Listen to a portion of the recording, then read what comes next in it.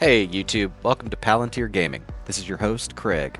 Today we are going to be tanking another Cataclysm Heroic Dungeon, Blackrock Caverns.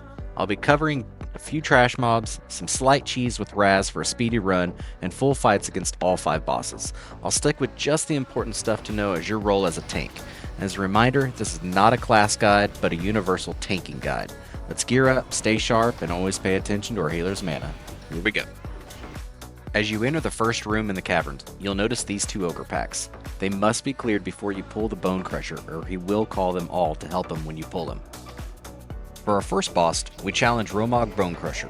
There are only 2 mechanics to pay attention to, the first being Chains of Woe and the second being Skullcracker, which is his follow-up to the Chains. He casts Chains of Woe at 66% and 33% of his health. These chains will pull the group onto him and a targetable chain will appear.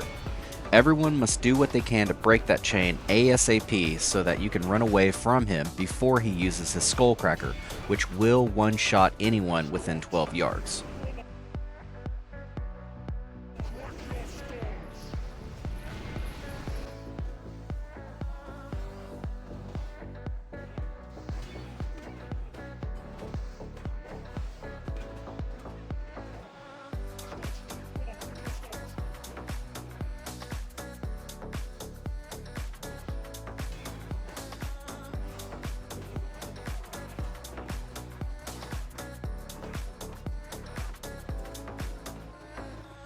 After killing Bone Crusher, Raz will appear and take care of the remaining mobs. To speed this section up, you can actually go ahead of Raz, even as far as the bridge in the next area, and pull those mobs right into him. He will make quick work of them, as you can see.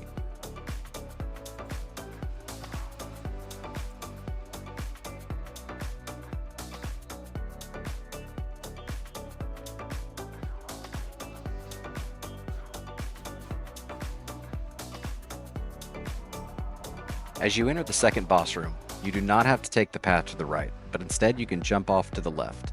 Take care of the patrol, and get ready to take on Corla, the Herald of Twilight. Right off the bat, you'll notice 3 beams zapping the ads in front of her. These mobs do absolutely nothing the entire fight as long as they do not reach 100 stacks of the debuff applied. All you have to do as a tank is stand in front of the middle beam. Another 2 group members should be standing in the other 2 beams. You do not have to worry about any of her abilities. Just stand in the beam, wait for 80 stacks, sidestep out, wait for stacks to clear, step back into the beam, rinse and repeat.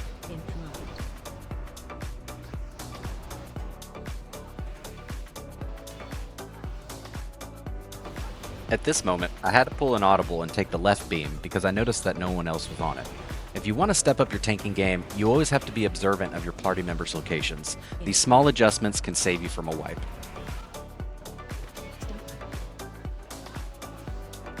Right here we are getting visual indicators that this mob has high stacks, and no one is stepping into the beam. It's important that your DPS is rotating into those beams when you have stacks still waiting to clear, which is why I couldn't do it myself. Now luckily we were geared enough for this one mob not to be any issue to us, but for other groups who are just getting into heroics, this could mean trouble. On the next bridge section, Raz will take care of these ads.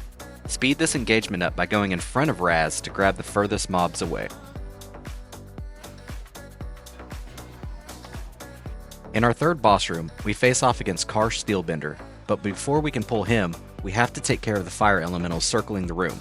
I find it's easier to jump off the stairs to the left, pull one, and wait for the other one to patrol back to us. When taking on Steelbender, your job as a tank is to keep at least a stack of 5 superheated Quicksilver armor. 5 stacks should be sufficiently enough to get him down quick.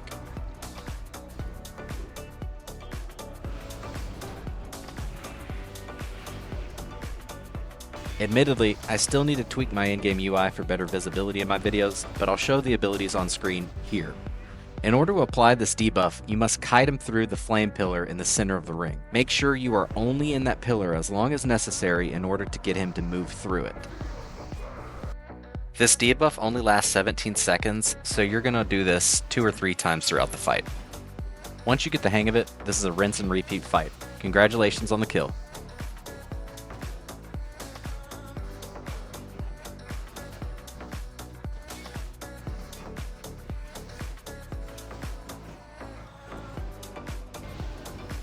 As you make your way into the final sections, you'll run across a couple of defiled Earth Rager patrols.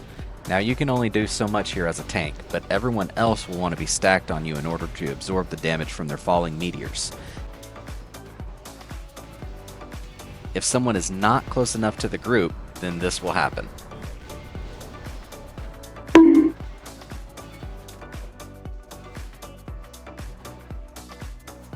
In our fourth encounter, we put down a bad dog, Beauty. This hound and her pups are hardly a threat.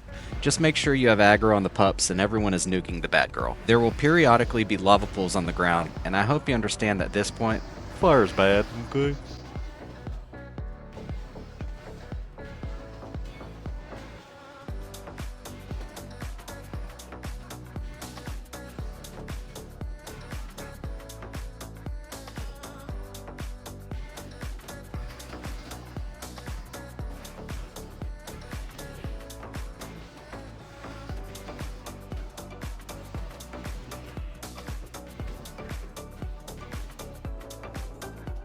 Raz joins us in our fifth and final match against Ascendant Lord Obsidius.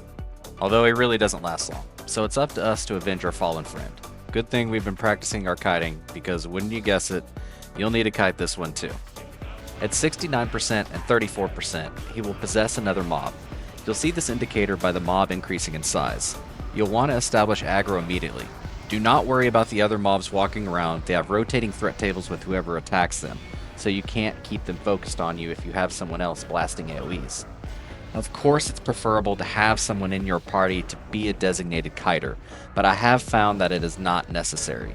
If you are holding the ads, you'll just want to walk in circles around the room to avoid the stackable healing debuff.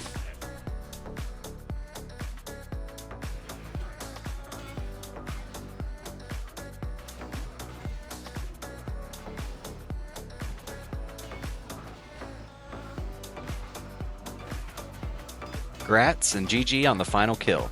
Thanks to all of you who took the time out of their day to watch this video. What kind of information are you looking for in a quick strategy guide? Did I miss something? What can I do better? Let me know in the comments. This is Craig with Palantir Gaming. Y'all take care.